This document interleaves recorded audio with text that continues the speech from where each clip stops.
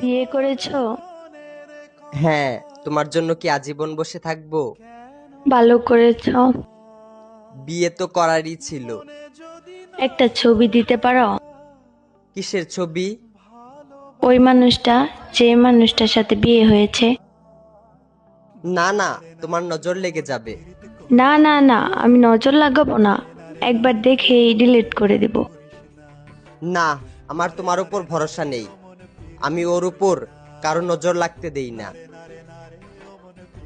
তোমাকে আমার কসম, যদি আমাকে কোনোদিন ভালোবেসে থাকো তাহলে তার ছবি দাও।